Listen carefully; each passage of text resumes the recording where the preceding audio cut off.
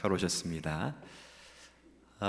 여러분 기도해 주신 덕분에 저희들이 교역자 수련회 3일 동안 잘 다녀왔습니다. 기도해 주셔서 너무 감사하고요. 특별히 이 모양 저 모양으로 또 저희 없는 동안에 섬겨주신 여러분 감사합니다. 특별히 우리 문희영 장로님 3일 동안 또 새벽에 또 말씀으로 섬겨주셔서 감사드립니다. 앞으로도 더욱 교육자들이 잘 연합해서 주의 교회 잘 세워갈 수 있도록 여러분께서 더더욱 기도해 주시고 격려해 주셨으면 고맙겠습니다. 자, 우리 지난번에는 뭘 나누었냐면 계속 로마서 말씀을 함께 살피고 있는데요. 지난주에는 어느 누구도 죄의 문제에서 자유로운 사람이 없다, 이것을 나누었어요. 그러니까 이방인들은 물론이겠지요. 이방인들은 하나님을 모르는 사람이니까 하나님을 모르는 것 자체가 뭐예요? 죄이기 때문에 이건 뭐 빼도 박도 못합니다. 그런데 지난주에는 유대인을 봤습니다. 유대인들은 하나님을 알고 있고 또 하나님께서 그들에게 주신 율법이란 것을 가지고 있습니다.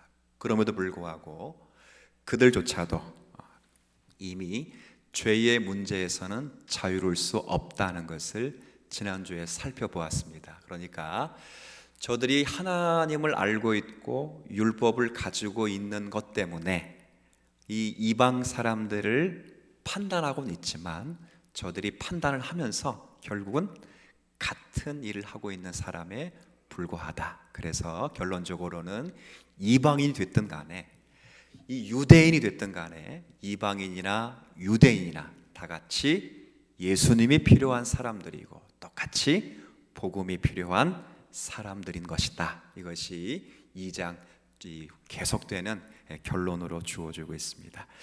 그러면 오늘은 뭔가를 또 오늘은 근데 저는 유대인들이 본인들이 예수가 필요하고 복음이 필요하다는 사실을 끝까지 부인하게 된다면 저들에게 남은 것은 심판밖에는 남은 것이 없다. 이것을 가르쳐주는 내용이에요. 자, 우리 5절 한번 제가 읽어드릴게요.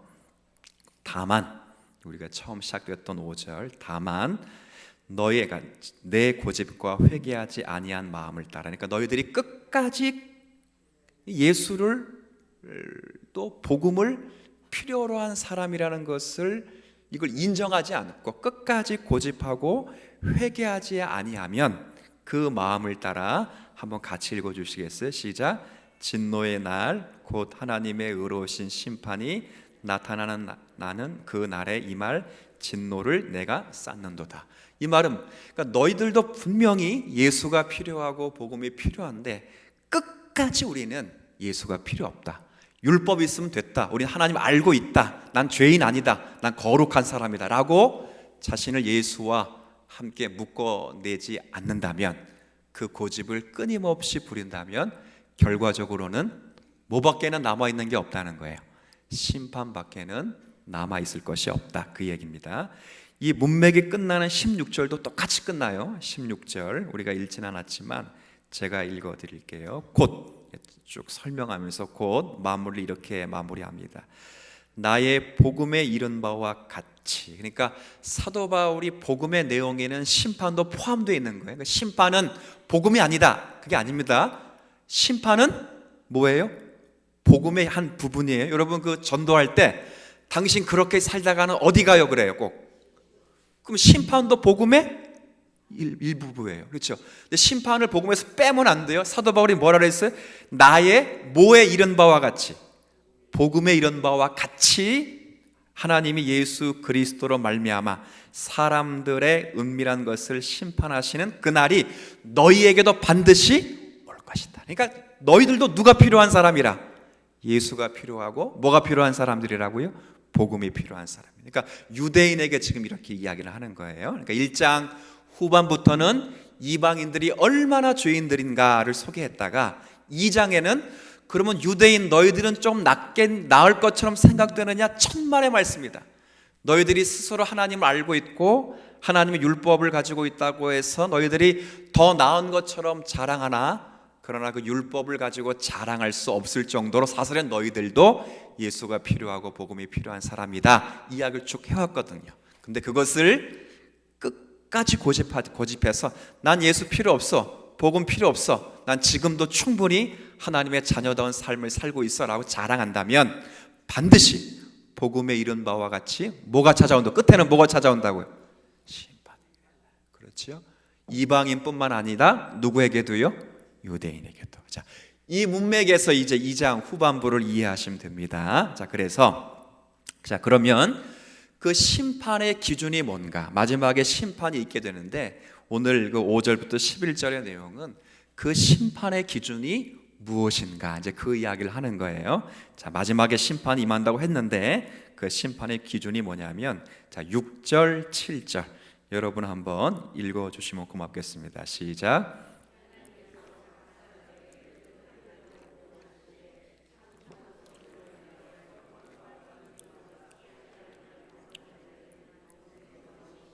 네, 이제 7절까지만. 자, 끝까지 고집과 회개하지 않으면 반드시 마지막 날에 심판을 받게 되는데 그 심판의 기준은 6절, 7절 잘 보니까 뭐한 대로 보응하신다고 되어 있어요? 행한 대로. 그러니까 그들이 행한 대로. 자, 그러면 이렇게 물어볼게요. 여러분들이 심판을 당한다고 할 때, 하나님의 예수님이 재림하셔서 재림주에 설 때 여러분들은 무엇에 근거해서 심판을 받을 것 같습니까? 라고 물은다면 여러분들도 뭐에 근거해서 심판을 받는다고요? 근데 이렇게 여기까지 하면 이제 질문이 당연히 나와야 돼요. 그러니까 1장을 읽고 2장을 읽으면 이 질문이 어떻게 나와야 되냐면 이 바울이 약간 다른 말을 하고 있다는 것 같다는 느낌이 들어요. 왜 그러냐면 1장을 잘 보면 1장 17절에는 복음에는 하나님의 오르심, 정의가 나타나서 믿음으로 믿음에 이르게 해서 오직 의인은 무엇으로 말미암아 산다고요? 그러니까 오직 의인은 처음부터 끝까지 다 뭘로 구원을 받아요? 믿음으로. 처음부터 끝까지 믿음으로 구원을 받아요. 그렇죠? 근데 지금 심판은 뭘로 받는다고요? 그럼 뭐예요 이거 도대체? 이 문제가 당연히 나올 수밖에 없어요. 그렇죠? 네. 근데 맞는 말이에요? 틀린 말이에요? 그 답은 맞는 말이에요. 맞는 말이에요. 답은 맞는 거. 뭐가 맞는 말인가? 이걸 이제 생각을 하셔야 돼요. 이제 유대인들에게 하는 말이기 때문에 이게 무슨 말이냐면 맞습니다. 믿음은 구원은 제가 구원은 그럼 여러분 믿음으로, 심판은 행위로 이렇게 되면 돼요. 구원은 심판은 맞아요. 맞아요. 우리는 구원은 다 믿음으로 받습니다. 근데 심판은 뭘로 받아요? 근데 이때 심판은 공개적인 심판입니다. 공개적인 심판. 이게 무슨 말이냐면 예수님이 재림하실 때가 돼서야 여러분들이 삶의 형태를 보고 그제서야 저울질해서 결정하는 그런 심판이 아닙니다. 지금 그런 식으로 말하면 이게 이분화되는 거예요. 그렇죠? 왜? 믿음은 뭘로 받았는데? 구원은 뭘로 받았는데? 그럼 영생의 구원은 또 아까 좀 전에 뭐라 했어요? 심판은? 행위니까 결국 믿음으로 구원받아도 뭐가 있어야 구원받는다는 거예요? 행함이 있어야 구원받는다는 논리가 되니까 그거 아니고 여기서 심판은 공개적인 날입니다. 공개적인 날. 이게 무슨 말이냐면 우리가 믿음으로 구원을 받아서, 잘 들으셔야 돼요. 그냥 듣기만 하세요. 설명은 또 할 테니까. 우리가 무엇으로 구원받았어요? 믿음으로 구원받아서 하나님의 자녀가 되었다는 것이 맞다는 그 증거를 하나님이 예수 그리스도가 오실 그때에 우리의 삶에서 꺼내서 증명하시는 날, 이게 행위와 관계돼요. 그러니까 이게 잘 보세요. 그러니까 내가 일단은 믿음으로 구원을 받고 구원을 완성하려면 행위를 덧붙여야 된다는 것이 아니라 내가 믿음으로 구원받았다는 것을 하나님이 증거하기 위해서 이 믿음이 만들어낸 뭘 보여주신다고? 마지막 날에 누가? 하나님이 이 이야기를 하고 계시니, 이게 대충은 무슨 말인지를 아마 여러분들이 감지하셨을 것 같아요. 그러니까 이 말은 믿음으로 구원받았다가 행위를 거기다 덧붙여야 구원받는다는 것이 아니라 우리가 뭘로 구원받았다고요? 믿음으로. 그 믿음으로 구원받아 하나님의 자녀가 된 것이 맞다는 것을 하나님이 우리에게 열매로 만들어 놓으신, 여러분들의 용어 만들어 놓으신 뭘로 증명해낼 것이라고요? 삶으로 증거낼 거다. 이 이야기를 하는, 그러니까 얼마나 멋있는 심판의 날이 될 것인가, 이 이야기를 하는 거예요. 그러니까 이게 유대인들이 말하는 것처럼 행위로 구원을 얻고자 한다, 이 말을 하는 것이 아니라 오히려 바꿔 말해서 믿음으로 구원을 받았다면 하나님이 꺼내 놓으실 만한 삶과 행위를 반드시 삶에서 열매로 맺을 수밖에는 없다는 거지. 이거 똑같아요. 여러분 이제 좀 설명을 좀 할게요. 사과나무 한 그루가 있다고 딱 사과나무 한번 그려보세요.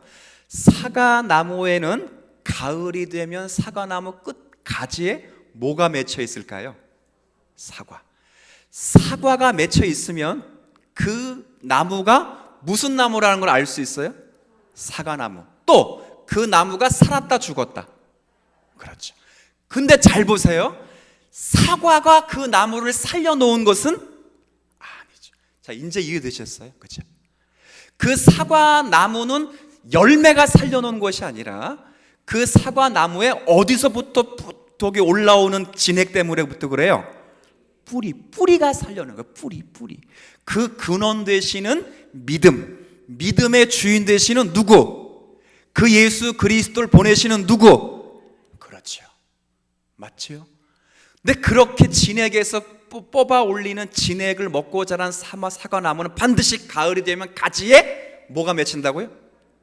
그러면 하나님이 봐라, 쟤 무슨 나무라, 그렇게 증명해 내실 것이다. 그날이 무슨 날이에요? 심판의 날이다. 맞죠? 그거죠. 이게 하나님이, 그래서 마지막 심판은 그럼에도 불구하고 무엇으로 구원받는다고요? 네, 믿음으로. 그럼에도 불구하고 무엇이 증명된다고요? 행위가. 그렇죠. 자, 누가 맺게 그럼 제가 질문, 누가 맺게 하시는 것입니까? 하나님이. 자, 근데 유대인들이 이걸 엎었어요. 뭘 엎었는가? 행위로 구원받고 행위로 심판을 받는다, 이렇게 되어 있어요. 그렇지 않습니다. 우리는 처음부터 믿음이고, 로마서 1장 17절부터 처음부터 끝까지 뭐밖에 없어요? 믿음으로 밖에 없지만, 그러나 믿음으로 산 사람의 결과는 반드시 무엇으로 증명받을 수 있는가 할 때 뭘로요? 삶으로. 행위가 조금 그러면 바꿔 말해봐요. 해봐요. 삶으로 증명할 수밖에 없어요. 여러분, 야고보 사도가 이런 말씀한 거 기억하시죠? 행함이 없는 믿음은 그 자체가 뭐라 되어 있어요? 죽은 것이라. 이런 말도 있잖아요. 영혼 없는 믿음이 죽은 것 같이, 그죠? 행함 없는 믿음도, 영혼 없는 몸이 죽었죠. 몸이 죽은 것처럼 행함 없는 믿음도 그것은 죽은 것이라, 그렇게 되어 있죠. 그러니까 이 말을 오해하시면 안 돼요. 이 심판의 날을 견딜 수 있게 하기 위해서 믿음 위에 행위를 보태야 우리가 구원을 얻는다는 그런 의미가 결코 아니라, 우리가 믿음으로 구원을 받았다면 하나님이 믿음으로 구원받은 성도에게 반드시 무엇을 열매로 맺게 하시냐 그럴 때 삶과 행위와 열매를 맺게 하신다. 그 날이 올 것이다. 그 이야기를 좀 하고 있다, 그 말입니다. 그러니까 우리가 조금 더 뭘 생각하셔야 되냐면, 그러면 믿음으로 1장에 언급한 것처럼 믿음으로 구원을 받았다면 삶에서 뭐가 증거되고 있어야 된다, 그 말이에요. 사실은 그렇죠. 열매가 맺어지고 있어야 된다, 그 말이에요. 사도행전을 사실 이것을 다루고, 야고보서는 이것을 다루고 있는 편지인데요. 우리가 야고보서 2장을 한번 좀 가보십시오. 요거대로 책갈피를 두시고 야고보서 2장에 우리가 좀 한번 살펴볼 내용이 있습니다. 제가 조금 전에 인용한 그 말씀이 있는 표현들인데, 자, 야고보서 2장입니다.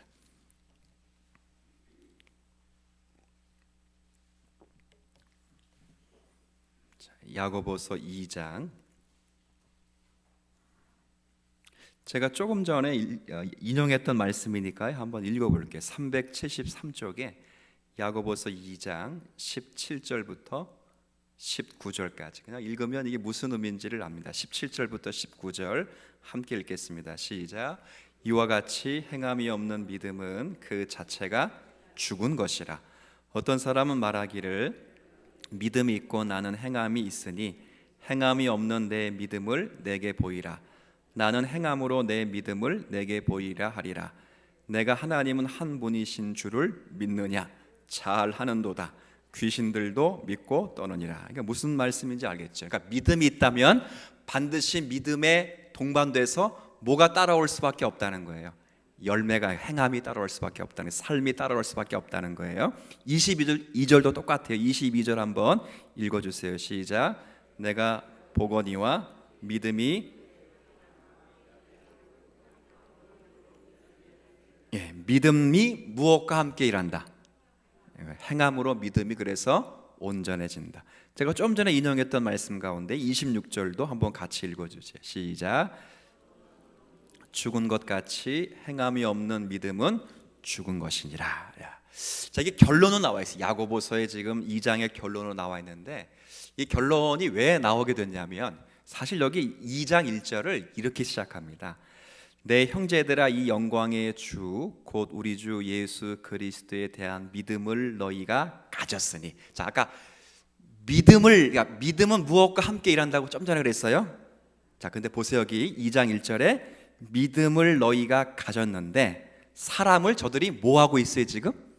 참, 이 문제 때문에 이 결론에 이르게 되었어요. 이게 무슨 말이냐면 2절에 만일 너희 회당에 라는 표현이 있는데 제가 그냥 설명을 좀 말로 해볼게요. 이게 무슨 이야기냐면 유대인들이 토요일이 되면 우리 주일처럼 이게 교회당에 와서 예배를 드리려고 옵니다. 근데 이제 예배를 드리러 오는데 한 문으로 두 사람이 들어오는데 한 사람은 손가락에 금반지를 끼고 정말 멋있는 옷을 입고 아주 귀티가 흐르는 사람이 들어와요. 근데 똑같이 바로 그 옆에 누가 들어오냐면 약간 얼굴도 부시시하고 옷도 잘 갖추지 못하고 딱 봐도 빈티나 보이는 사람이 같이 들어와요. 근데 문제는 둘이 같이 들어오는데 거기 함께 있는 사람들의 관심이 누구에게 더 가 있느냐 하는 게 문제예요. 누구에게 더 가 있었겠어요? 당연히 차별하지 말라고 했으니까 부자에게 가 있어요. 부자에게는 앞좌석 좋은 자리 앉혀주고 뒤에 같이 온 사람과는 가난한 사람은 뭐 어떻게 앉혔냐면 앉아있거나 서 있거나 네 마음대로 하라 그렇게 했어요. 그리고 앉아있으려면 저 뒤에 앉아 이렇게 이야기를 했다는 거예요. 그래서 꾸짖는 거예요. 너희들이 정말 믿음이 있다면 그렇게 사람을 차별해서는 결코 안 된다. 근데 사람을 차별하는 것 보니까 너희 안에 진짜 뭐가 없다는 거예요. 사실 그렇죠. 행함이 없는 게 아니라 뭐가 없다는 거죠. 그렇죠. 믿음이 없다 이렇게 꾸짖고 계신 거예요. 이게 왜 중요하냐면 사실 제가 이 부분은 주일날도 한번 설교 때 인용한 부분이기도 한데요. 이건 사실 초대교회의 상당히 중요한 문제입니다. 제가 한번 주일날 이런 말씀 드린 적 있죠. 이 한국교회 초기뿐만 아니라 이 기독교 초기 역사 속에서는 사실은 부자보다 가난한 사람들이 더 많이 교회로 들어왔어요. 생각해 보십시오. 누구에게나 열려있는 복음의 문을 따라서 가난한 사람이 먼저 들어와서 그들이 예수를 믿고 구원을 받게 되었을 때 우리가 그 사람이 노예였든 그 사람이 천민이었든 간에 그 사람을 다 사람들이 뭐라 불러줬냐면 형제님, 자매님 이렇게 불러줬어요. 근데 이 노예들이 언제 형제 자매라는 이 이야기를 언제 들어봤겠어요? 그렇죠? 한 번도 못 들어보다가 교회에 들어와서 형제 자매로 이렇게 듣게 되니까 그들에겐 정말 별천지를 만나게 됐죠. 근데 문제는 그런 아름다운 칭호를 교회가 잘 간직하고 있어야 되는데 교회 가운데도 조금 가지고 있는 부유층들이 가난한 사람을 멸시하게 됐던 일들이 있었습니다. 사도 야고보가 이 문제를 신앙의 이름으로 여기 이야기하고 있어요. 5절 한번. 자, 이 5절 여러분 한번 같이 한번 읽어주세요. 시작. 내 사랑하는 형제들아 들을지어다. 하나님이 세상에서 가난한 자를 택하사 믿음에 부요하게 하시고 또 자기를 사랑하는 자들에게 약속하신 나라를 상속으로 받게 하지 아니하셨느니라. 자, 지금 하나님이 누구를 선택했다고 되어 있어요? 가난한 자. 이게 무슨 말이냐면 세상은 부한 자가 가난한 자를 멸시하는 그런 질서를 가지고 있지만 하나님은 하나님의 나라는 그런 질서가 아니기 때문에 일부러 가난한 자를 선택해서 하나님의 나라의 기업을 허락하여 모두가 다 하나님 앞에서 평등하게 하셨는데 너희들이 오히려 가난한 자를 멸시하게 되면 하나님이 세우고자 하시는 나라를 지금 무너뜨리는 것과 똑같다. 그 이야기를 하고 있는 것과 똑같아요. 또 뿐만 아니라 이게 무슨 말과 똑같냐면 사실은 하나님이 지금 가난한 자를 선택했다고 했는데 사실은 부자라고 생각해서 가난한 자를 책망하고 멸시하는 사람들조차도 사실 원래대로 하면 너희들도 사실은 가난한 사람이었다는 거예요. 그러니까 무엇을 가지고 있었기 때문에 하나님 앞에서 인정받은 사람이 아니라 너희가 그 멸시하는 너희들도 사실은 가난한 사람이어서 오직 예수 그리스도로만 하나님의 사람을 받은 것인데 지금에 와서 가난한 자를 멸시하게 되면 너희들이 마치 무엇이 있는 것처럼 생각해서 하나님이 너희를 선택한 것처럼 되는 것이 아니냐, 이 문제를 다루고 있다. 그러니까 이게 단순히 가난한 자를 멸시하는 차원의 문제가 아니라 하나님의 나라가 어떠하다는 것을 설명하는 것에 있어서 중대한 결정을 지금 보이고 있는 문제예요. 그러니까 사도 야고보는 바로 이 문제를 다루고 있어요. 그러니까 그렇게 해서 여기 6절에 보면 뭐라고 되어 있냐면 너희는 도리어 가난한 자를 업신 여겼도다. 부자가 너희를 억압하며 법정으로 끌고 가지 아니하냐. 그래서 7절에 그들은 너희에 대하여 일컫는 바, 한번 같이 읽어주십시오. 시작. 그 아름다운 이름을 비방하지 아니하였느냐. 그러니까 하나님께서 우리가 허락하신 존귀한 이름, 하나님의 선민, 하나님의 백성, 주의 자녀, 이러한 이름들을 우리 스스로가 비방하고 끊어내었다. 이 이야기를 설명하고 있다 그 말입니다. 그러니까 지금 제가 조금 전에 설명드린 것처럼 우리가 믿음으로 구원을 받았고 심판은 행위로 받는다고 해서 믿음 위에 행위를 더해야만 구원을 얻는다는 말이 아니라 믿음으로 구원을 얻는다면 반드시 믿음으로 구원 얻은 자에게는 행위로 하는 삶이라는 것이 열매로 맺을 수밖에 없다는 것을 성경이 우리에게 강조하고 있어요. 근데 사도 야고보가 쓴 야고보 사도에는 그럼에도 불구하고 믿음으로 구원을 얻었는데 무엇이 결여되어 있다는 거예요? 삶이 결여되어 있다. 무엇으로 증명하고 있냐면 사람을 지금 뭐하고 있어? 교회 가운데 차별하고 있다고. 너희들이 믿음으로 구원을 얻었다면 차별할 수가 없다는 거예요. 왜요? 너희들도 사실은 가난한 사람이다. 예수 그리스도의 관점에서 보면 너는 예수 그리스도가 아니면 좀 아무것도 아닌 가난한 사람인데 마치 너희들이 뭐가 부한 사람처럼 하나님 앞에 자기를 자랑하게 되면 믿음으로 구원을 받은 것 같은 삶의 모습이 없는 것이다. 그 이야기를 하는 거예요. 우리도 똑같습니다. 저와 여러분도 로마서 1장의 말씀처럼 예수 그리스도를 믿음으로 구원을 받아요. 그러니까 저와 여러분이 맞습니다. 저와 여러분이 예수 그리스도를 믿어 구원을 받았다는 것이 확실하다면 그 다음부터가 중요해요. 무엇을 여러분의 삶에서 맺어가야 되냐면 거기에 걸맞는 뭘 맺어가야 된다고요? 열매를 맺어. 그가 마지막 날에 하나님이 예수 그리스도 안에서 우리가 믿음으로 구원받은 것이 맞다는 행위, 증거물로 제시할 것이에요. 근데 우리는 뭐가 다 문제냐면 정말 죄송합니다. 정말 뭐가 문제냐면 누가 예수 믿는 사람들이 꼭 무슨 실수를 많이 하냐면 연예인들 가운데 예수 믿는 사람이 자살을 했어요. 자살을.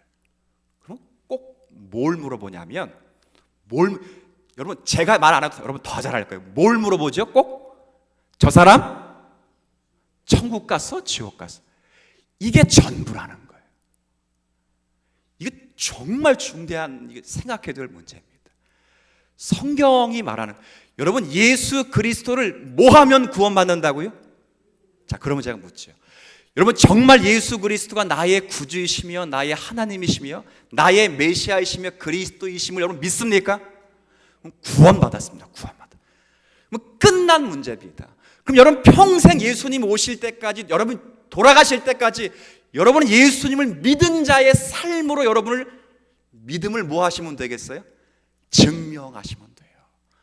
죽으면 천국과 죽으면 지옥과, 이것이 전부가 아니에요. 전부가 아니라고. 그건 이미 뭐 한 문제예요? 끝난 문제. 끝난, 여러분이 뭐 하실 때 끝난 문제예요. 예수님을 뭐 하실 때 끝난 문제예요. 끝난 문제.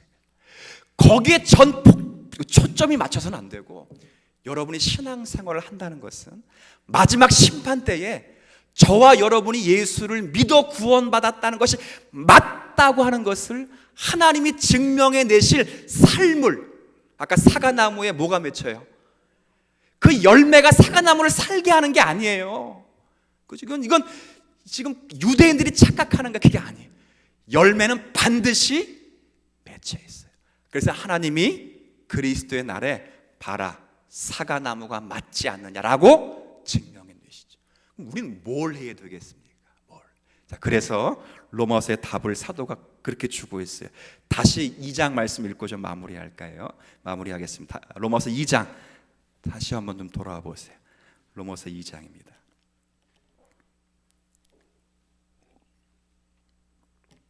자, 한번 볼까요? 예, 241쪽 로마서 2장 7절 한번 보세요. 7절. 제가 7절을 좀, 자, 여러분의 삶 가운데 어떤 삶의 올바른 관계, 하나님과 올바른 관계의 모습이 있어야 되는가 할 때 7절에 일단 한번 같이 읽어주시죠. 시작. 참고 선을 행하여 영광과 존귀와 썩지 아니함을 구하는 자에게는 영생으로 하시고. 자, 다시 제가 읽는 것이 아니라 참고 선을 행하여 영광과 존귀와 썩지 아니함을 구해야만 천국 들어간다, 이 말이 이제 아셨죠? 아셨죠? 여러분 믿음으로 천국 가는 사람이 맞다면 여러분의 전 삶의 목적이 참고 뭘 해야 돼요? 그렇죠. 참고 선을 해야 돼요. 선은 그냥 안 돼요. 여러분 착한 생각, 착한 일이 그냥 됩니까? 참아야 돼요. 얼마나. 고린도서 13장에 보면 사랑의 제일 된 특징이 뭐예요? 그냥 참는 것도 아니에요. 뭐에 참아야 돼요? 여러분이 잘 알죠? 누구에 대해서 그렇게 많이 참아봤어요? 자녀에 대해서 그렇게 참아봤잖아요. 저 아내분들은 누구에 대해서 더 참아봤어요? 남편에 대해서 참아봤죠. 참는 선을, 그냥 예수를 믿으면 믿고 천국 갔으니 자동적으로 선이 되는 게 아니에요. 선이 안 돼요. 끊임없이 뭐 해야 된다고요? 훈련, 참아야 돼요. 참아야 돼요. 참아야 돼요. 참아야 돼요. 인내해야 돼요. 누가 딱 건드려도 이게 싹 올라와도, 그렇죠? 가스설명서처럼 싹 올라와도 뭘 해야 돼요? 참아야 돼요. 참을인 자 3번이면 뭘 면한다고요? 한자, 그렇죠? 살인, 그렇죠? 맞아요. 참는 거예요. 그렇게 참으면서 우리가 뭘 만들어지냐면, 그 다음 보세요. 하나님의 특성인 영광과 존귀함과 영원, 썩지 아니요. 하나님의 특징이죠. 성품이죠. 우리가 그것을 얻을 수 있어요. 근데 반대로 자 8절 여러분이 좀 읽어주세요. 시작.